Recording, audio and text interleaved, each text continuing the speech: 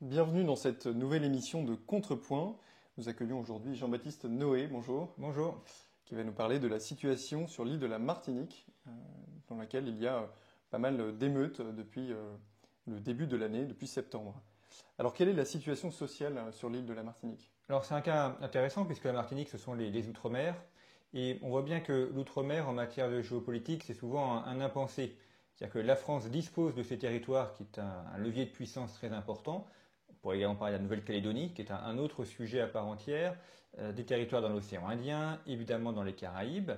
Et la France ne s'en sert pas réellement comme étant un levier de puissance. Et on voit bien qu'à chaque fois qu'il y a des problèmes sociaux, avec des causes qui sont réelles, qui sont souvent profondes, eh bien le traitement est toujours un traitement par le social en quelque sorte. Donc on va donner des aides ici ou là.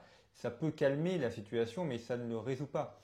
Et on voit bien qu'en Martinique, on a un problème qui dure depuis plusieurs mois. Ça a commencé avant l'été, ça s'est amplifié depuis la rentrée, qui est un mouvement dit contre la vie chère. Parce qu'effectivement, les produits de première nécessité, les biens de consommation courante, sont entre 25-30% plus élevés que ce qu'on a en métropole sur le continent. Donc ça crée évidemment un problème réel pour la population qui habite en Martinique et on voit des émeutes importantes avec notamment l'aéroport de Fort-de-France qui a été occupé au mois d'octobre, avec des routes qui sont coupées, avec une violence aussi qui est très importante, avec des magasins qui ont été par exemple pillés et incendiés. Et alors, ce mouvement de protestation est notamment mené par le RPPRAC. Que sait-on de ce mouvement exactement? Alors c'est effectivement celui qui a été un petit peu à l'initiative du mouvement, c'est un côté un petit peu gilet jaune comme on a connu en France.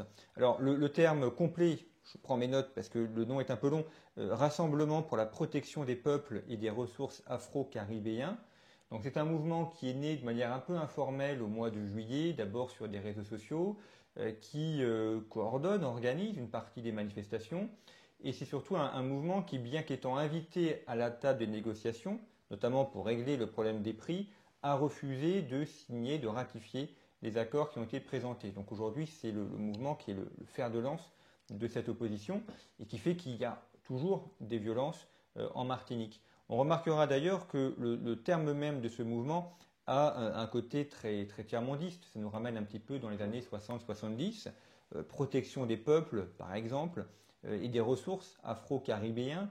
Donc c'est l'idée également d'un quelque chose qui dépasse le simple cadre de la Martinique, mais qui veut prendre en compte l'ensemble des Caraïbes, ce qui en fait ne fonctionne pas vraiment puisque chaque île a sa particularité et les populations des Caraïbes ne se voient pas comme avec une identité commune. On voit d'ailleurs aussi qu'ils veulent changer le drapeau de la Martinique en prenant les trois couleurs, le rouge, le vert et le noir, qui sont symboliquement aussi les symboles de la résistance, sont les mêmes couleurs par exemple que pour à Gaza. Vous parliez tout à l'heure de la vie chère. Quelles sont les causes de la vie chère? Alors, effectivement, là, on va rentrer au cœur du sujet, maintenant qu'on a un peu posé le cadre. Alors, les causes, elles sont essentiellement dues à ce qu'on appelle l'octroi de mer. Et là, ça nous ramène très loin dans l'histoire. C'est un système qui a été mis en place sous Colbert, qui existe encore aujourd'hui. Alors, je vais prendre un document des douanes pour vous citer les éléments, ce sera plus précis. Hein, donc, cet octroi de mer, c'est une imposition. Donc, en fait, ce sont des barrières douanières qui sont mises en place pour taxer les produits qui arrivent de métropole qui part de métropole et qui arrive en Martinique, Martinique et Guadeloupe.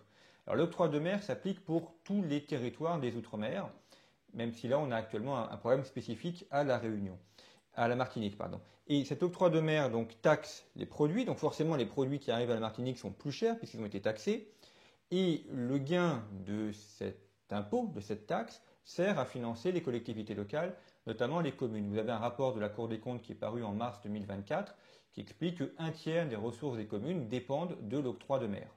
Alors, vous avez différents taux. Là aussi, je reprends le document des douanes.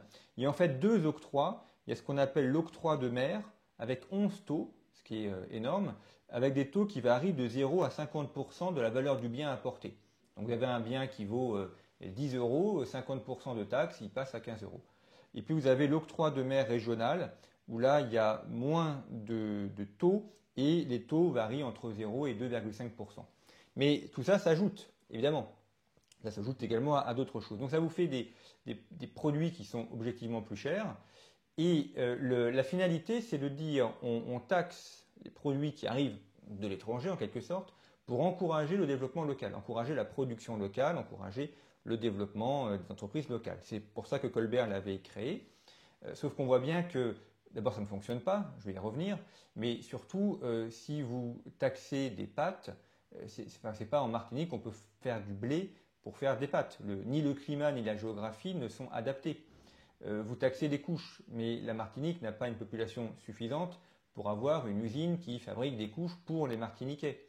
Donc d'abord ça ne fonctionne pas d'un point de vue économique, mais même d'un strict point de vue de la production interne, ce n'est pas logique. Il y a un autre problème d'ailleurs qui va se poser, c'est pourquoi est-ce que les produits viennent de France métropolitaine et pourquoi est-ce que les Martiniquais ne s'approvisionnent pas aux États-Unis par exemple. C'est beaucoup plus près. Alors ça c'est aussi dû parce qu'on a maintenu une sorte de dépendance entre les territoires français dans les Caraïbes, qu'on veut laisser dépendre de la France métropolitaine, alors qu'ils pourraient s'approvisionner pour moins cher aux États-Unis ou bien dans les pays d'Amérique latine. Alors vous nous avez parlé un petit peu des effets de cet octroi. Vous avez aussi évoqué un rapport de la Cour des comptes qui a été produit sur cet octroi. Quelles sont ses conclusions? Alors la Cour des comptes fait beaucoup de rapports qui sont toujours très justes, régulièrement jamais suivis des faits, mais enfin au moins ils sont justes. C'est comme Didier Migaud, lorsqu'il était président de la Cour des comptes, il disait toujours qu'il fallait faire des économies. Maintenant qu'il est ministre de la Justice, il explique qu'il faut augmenter son budget. Voilà. Enfin, en tout cas, on a des rapports qui sont très intéressants. Alors, je vais le reprendre pour vous donner quelques citations. Donc, le rapport, effectivement, date de mars 2024, donc c'était quasiment prémonitoire. Et voici ce qu'il nous dit. Alors, notamment sur la question de l'utilité.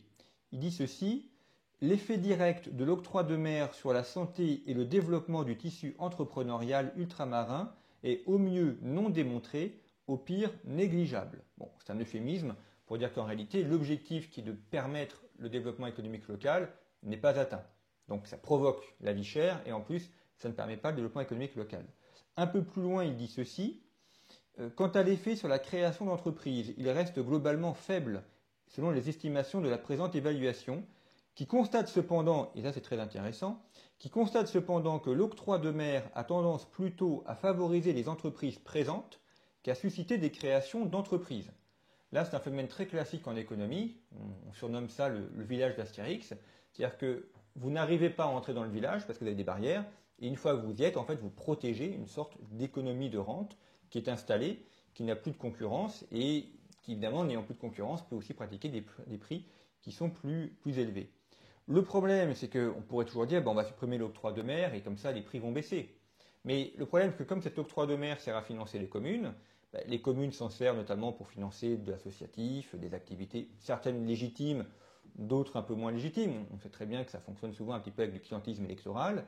Donc en réalité, on a un système où c'est le cas typique d'un système du drogué, c'est-à-dire que ça fait mal à celui qui est drogué, mais on ne peut pas non plus lui couper sa drogue parce que le sevrage est aussi très douloureux.